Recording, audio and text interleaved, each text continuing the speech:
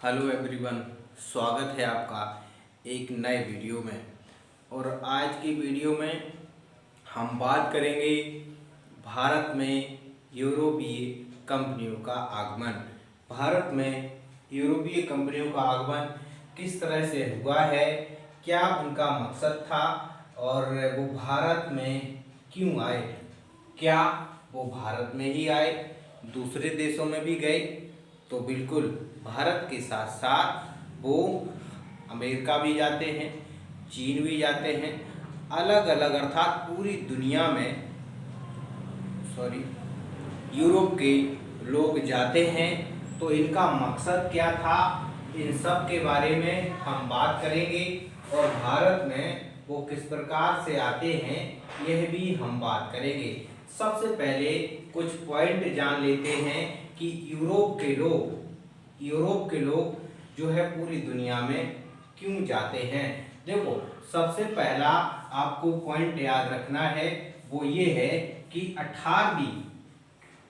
18वीं शताब्दी में यूरोप में शुरुआत होती है किसकी? पुनर्जागरण की यूरोप में 18वीं शताब्दी में शुरुआत होती है। और पुनर्जागरण के समय यूरोप में कई किताबें लिखी गई, कई आंदोलन हुए और यूरोप में जो राजतंत्र था उसको खत्म किया गया पुनर्जागरण के समय।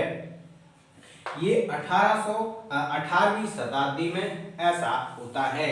यूरोप के लोगों ने या यूरोप के जो राजा थे उन्होंने जो है यूरोप के लोगों को मोटिवेट किया कि वो दूसरे देशों में जाएं और नए नए मार्गों की खोज करें। ऐसा इसलिए कहा गया था क्योंकि आपको पता है कि यूरोप की जो जनसंख्या थी वो दिन पर दिन बढ़ रही थी। यूरोप की जो जमीन थी वो बहुत कम थी। अब लोग धीरे धीरे जनसंख्या बढ़ रही थी, तो अब जनसंख्या धीरे धीरे बढ़ेगी तो जमीन की भी कमी होगी और जमीन की कमी होगी जो है, जब जमीन नहीं होगी तो लोग रहेंगे कहाँ।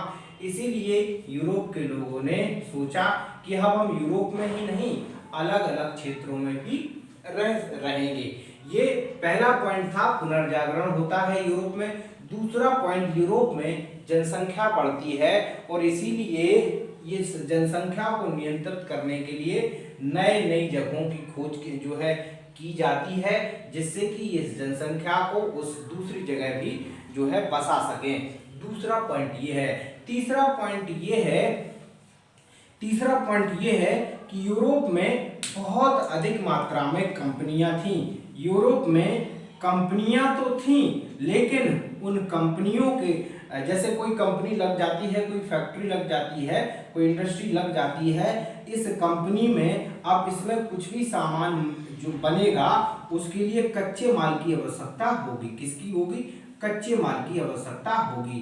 लेकिन यूरोप में कच्चा माल नहीं था और ये तीसरा कारण था कि यूरोप के लोग अलग अलग देशों में जाते हैं और वहाँ से कच्चा माल लेकर के जो है यूरोप में भेजते हैं और यूरोप नई जो है चीज़ों को, वस्तुओं को बना करके पूरी दुनिया में व्यापार करता है।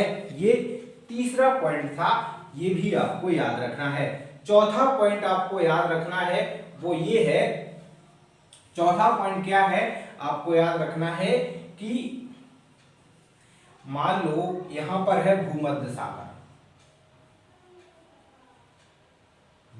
सागर, ऐसे अज्यूम करना है।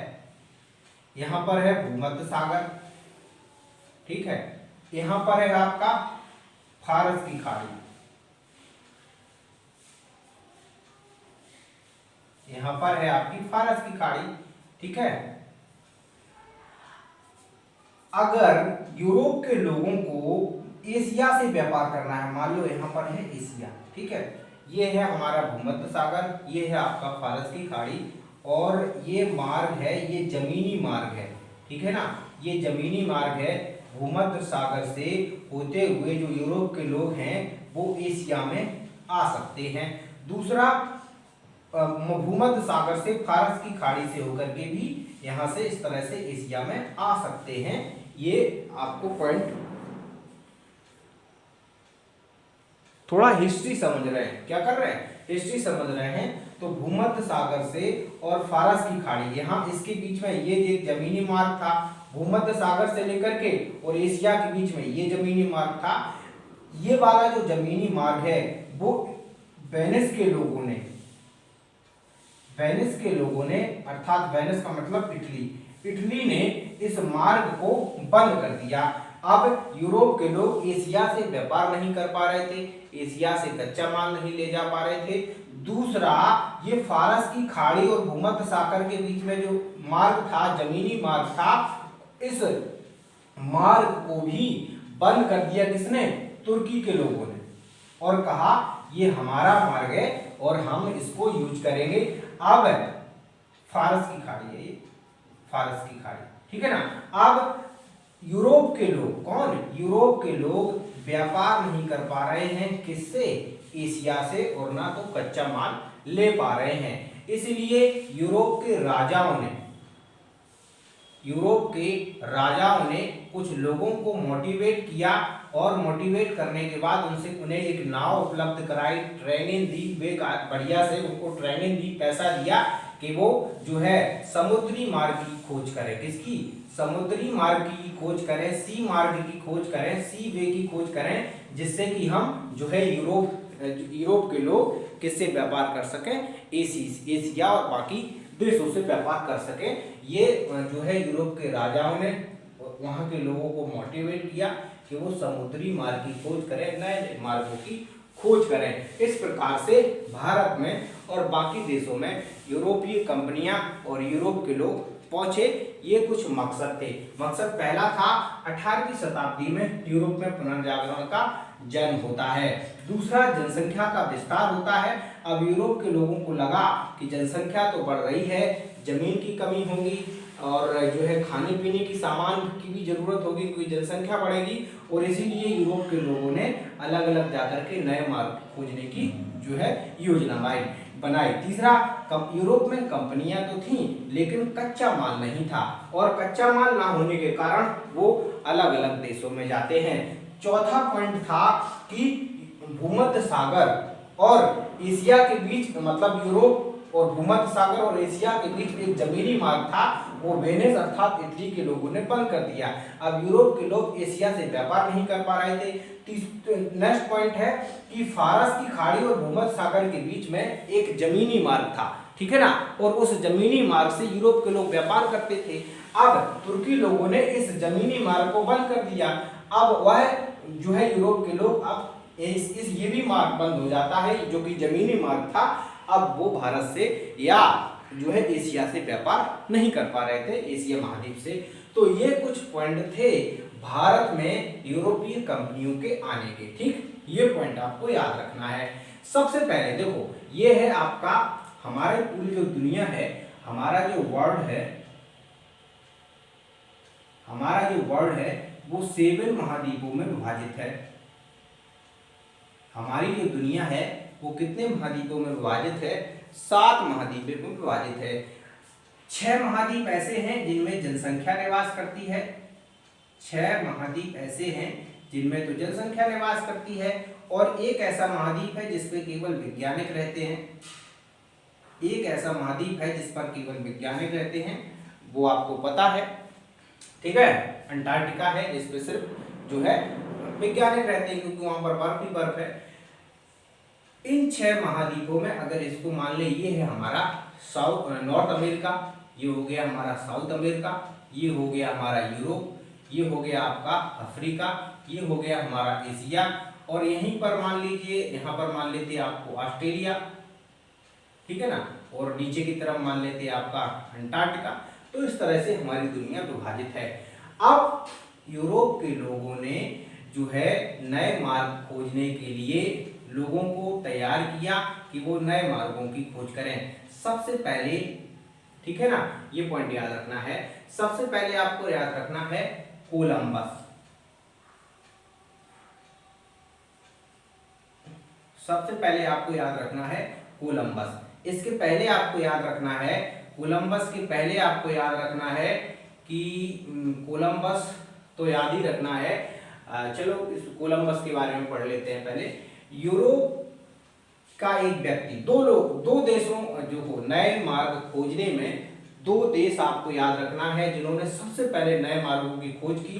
पहला था पुर्तगाल जिसकी राजधानी लिस्बन है, और दूसरा था स्पेन। ये दो देश थे। इन दो देशों के नाविक, इन दो देशों के जो यात्री थे, वो सबसे पहले नए नए मार्गों की खोज के लिए निकलते हैं। आपको याद रखना है कोलंबस यूरोप से निकलता है, पुर्तगाल से निकलता है, और वो किस लिए निकलता है? भारत की खोज के लिए। किसकी? भारत की खोज के लिए, अर्थात एशिया में आता है, एशिया के लिए जाता है कि हम एशिया में भारत की खोज करेंगे। लेकिन क्योंकि उस समय सबसे अधिक मात्रा में पूरी दुनिया में अगर कच्चा माल था तो वो भारत में था, वो इस तरह से निकलता है और पहुंच जाता है आपका उत्तर अमेरिका। और ये भी माना जाता है कि उत्तर अमेरिका की खोज किसने की थी? कोलंबस ने की थी। यूरोप से निकलता है, उत्तर अमेरिका पहुंच जाता है, और उत्तर अमेरिका पहुंचते जब वो तटीय क्षेत्र पर पहुंचता है तो उसको कहता है कि वो समझता है कि हमने भारत की खोज कर ली। लेकिन ये 1492 की घटना है। कब की? 1492 की घटना है। लेकिन जब वो देखता है तो पता चलता है ये तो उत्तर अमेरिका है, और इसलिए ये तटीय जो तट वाले क्षेत्र के लोग हैं, अमेरिका के जो मतलब जो बॉर्डर के लोग हैं, उन्हें आज भी रेड इंडियन के नाम से हम जानते हैं। किसके? रेड इंडियन के नाम से आज भी आप जानते हैं। कई बार पढ़ा जाता है कि अमेरिका के लोगों को क्या कहा जाता है, तो वो रेड इंडियन के नाम से आज भी हम जानते हैं। तो कोलंबस 1492 में भारत की खोज के लिए निकलता है, पहुंच जाता है नॉर्थ अमेरिका। ये पॉइंट आपको याद रखना है। नेक्स्ट पॉइंट है, इसके पहले, कोलंबस के पहले एक व्यक्ति और याद रखना है, 1487। ये लिखा है, कोलंबस के पहले एक और व्यक्ति आपको याद रखना है 1487 में, जिनका नाम था बार्थोलोम्यू डियाज। बार्थोलोम्यू डियाज नाम याद रखना है 1487 में। यह भी यूरोप से इस मार्ग से होते हुए भारत की तरफ बढ़ते हैं, भारत की खोज के लिए बढ़ते हैं। लेकिन सिर्फ यहाँ तक ये पहुँचते हैं, सिर्फ और सिर्फ यहाँ तक पहुँचते हैं, और Cape of Good Hope, Cape of Good Hope के जो है रास्ते से ये यहाँ से यूरोप से आते हुए और यहाँ पर अफ्रीका महाद्वीप में पहुँचते हैं। और 1487 ये घटना 1487 की है, और यहीं से ये आगे नहीं बढ़ पाते और यहाँ से वापस फिर से यूरोप में चले जाते हैं। कौन? Bartholomew Diaz. और जब इस स्थान पर ये पहुँचते हैं, इस स्थान को ये आशा अंतरिक्ष के नाम से कहते हैं। ये जहाँ पर ये पहुँचे हैं, उन्होंने कहा कि मैं आशा अंतरिक्ष तक पहुँच गया। कहाँ पर? अफ्रीका महाद्वीप की बात कर रहा हूँ। बाद में फिर से वास्को डिगामा व्यक्ति 1498 में वास्को डिगामा नामक व्यक्ति फिर से यूरोप से निकलते हैं, थोड़ा दूर से आते हुए आशा अंतरिक्ष को क्रॉस करते हुए पहुंच जाते हैं कालीकट। कालीकट का मतलब केरल। सबसे पहले केरल में जो है भारत में मार्ग की खोज करते हैं, भारत की खोज कर लेते हैं। खोज का मतलब ये है कि ये पता लगा लेते हैं कि भारत, यहाँ पर ये भारत देश है और यहाँ इसकी ये लोकेशन है। समुद्री मार्ग से ये पहुँचते हैं 20 मई 1498 में कालीकट नामक स्थान पर। कालीकट नामक स्थान का मतलब ये एक बंदरगाह था जिसका नाम था कंपक डाबू बंदरगाह। कौन से बंदरगाह पर ये पहुँचते हैं? कालीकट में कंपक डामू बंदरगाह पर ये पहुँचते हैं। अच्छा, भारत में पहुँचने के लिए इनकी एक गुजराती व्यक्ति ने बहुत मदद की। भारत के कालीकट बंदरगाह जो है पहुंचने में अब्दुल मजीद जो कि एक गुजराती पर्सन थे। कौन? अब्दुल मजीद गुजराती पर्सन थे। उन्होंने वास्को डी गामा की भारत पहुंचने में बहुत मदद की थी। ये भी आपको याद रखना है। जब ये कम्पक डाबू बंदरगाह पर पहुंचते हैं तो वहां के राजा थे जमोरिन। वहां के राजा जमोरिन ने इनका स्वागत किया। पहला व्यक्ति थे, पहला कोई जो है भारत के लोगों ने पहला कोई विदेशी देखा था। तो ये कम्पक डाबू बंदरगाह पर पहुंचते हैं। वहां के राजा जमोरिन ने इनका स्वागत किया। 20 मई 1498 में ये पहुंचते हैं। अब्दुल मजीद नामक एक गुजराती ने इन्हें भारत पहुंचने में काफी मदद की थी। तो ये भी आपको पॉइंट याद रखना है कि इस प्रकार से ये जो है भारत में पहुंचते हैं। भारत में कालीकट से फिर गोवा भी जाते हैं, ठीक है ना। तो कई जगह घूमते हैं और जो है भारत में पहुंच जाते हैं और पता चल जाता है कि भारत भी एक देश है, ठीक है ना। तो इस तरह से ये जो है वास्को डी गामा भारत की खोज करते हैं। अब क्या होता है कि जब ये वापस जाते हैं, जब ये यूरोप में कौन वास्को डी गामा जब वापस जाते हैं यूरोप में, तो ये कुछ काली मिर्च और कुछ मसाले, जब ये वापस जाते हैं भारत से तो कुछ मसाले अर्थात काली मिर्च कई चीजें लेकर जाते हैं। और जो इनकी यात्रा का खर्च था उसका 60% इन्हें लाभ मिला। अर्थात इनकी जो यात्रा में जो खर्चा आया था, ये जो मसाले वहां जाकर इन्होंने बेचे, किसने? वास्को डी गामा ने। और इनकी यात्रा का खर्चा निकाल के 60% इन्हें फायदा होता है। अब यूरोप के लोगों ने, यूरोप के देशों ने सोचा कि ये तो बहुत अच्छा मुनाफा है, और इसीलिए चाहे वो फ्रांसीसी हो, चाहे वो अंग्रेज हो, चाहे वो डेनिश हो, चाहे वो आपके पुर्तगाली हो, फिर जो है होड़ लग जाती है भारत में आने की कि हम भी जाएंगे भारत में और व्यापार करेंगे। फिर से जो है वास्को डी गामा भारत में फिर से आता है, और किस उद्देश्य से आता है कि अब हम जाकर के भारत में एक व्यापार खोलेंगे, अर्थात एक कंपनी खोलेंगे और भारत से व्यापार करेंगे। लेकिन आपको पता है व्यापार के साथ साथ वो एक शासक, भारत के शक्तिशाली जो है शासक के रूप में जो है काम करने लगते हैं। भारत की संपूर्ण सत्ता जो है अंग्रेजों के और जो है यूरोप के लोगों के हाथ में चली जाती है। तो इस प्रकार से जो है यूरोप के लोग भारत में और पूरी दुनिया में फैलते हैं। इनका मकसद सिर्फ व्यापार करने का था, और इस प्रकार से वो नॉर्थ अमेरिका की खोज कोलंबस ने 1492 में की। ये भारत की खोज के लिए निकला था। आज भी नॉर्थ अमेरिका के तटीय लोगों को रेड इंडियन के नाम से जानते हैं, क्योंकि इसको लगा था कि इसने भारत की खोज कर ली। इसके बाद ये फिर से जो है, इसके पहले बार्थोलोमेव डियाज यूरोप से निकलते हैं भारत के लिए खोज के लिए, और वो आशा अंतरिक्ष तक अर्थात अफ्रीका महाद्वीप तक ही पहुंचते हैं, वापस चले जाते हैं यूरोप। फिर एक व्यक्ति निकलते हैं यूरोप से, वो निकलते हैं वास्को डी गामा 1498 में, और ये इस थोड़ा दूर से आते आशा अंतरिक्ष से निकल करके पहुंचते हैं कालीकट नामक स्थान पर, केरल, जिसको वर्तमान में केरल कहते हैं। 20 मई 1498 में जिस बंदरगाह पर पहुंचे थे उस बंदरगाह को कम्पक डाबू बंदरगाह कहते हैं, और वहां के राजा ने इनका स्वागत किया जिनका नाम था जमोरिन।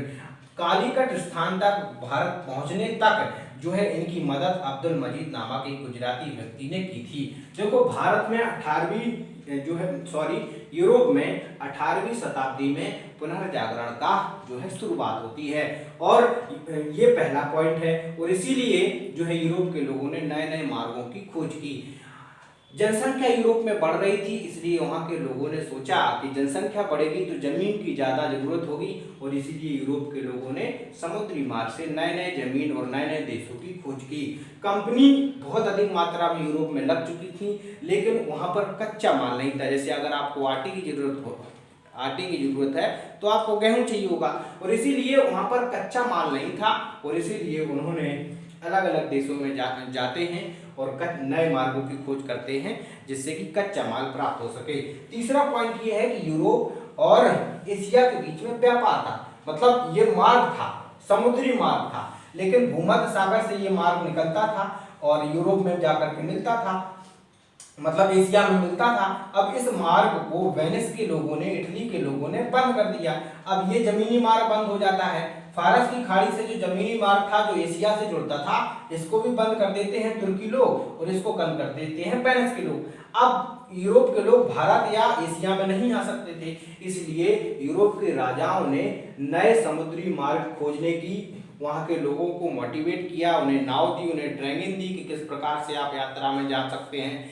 किस प्रकार से कंडीशन होंगी, सब कुछ सिखाया। और वो और लोगों को, अलग अलग लोगों को जो है भेजते हैं भारत में, जो है भारत या दूसरे देशों में नए नए मार्गों की खोज करने के लिए। तो ये कुछ पॉइंट्स थे कि यूरोप के लोगों ने भारत या अन्य देशों में किस प्रकार से पहुंचते हैं।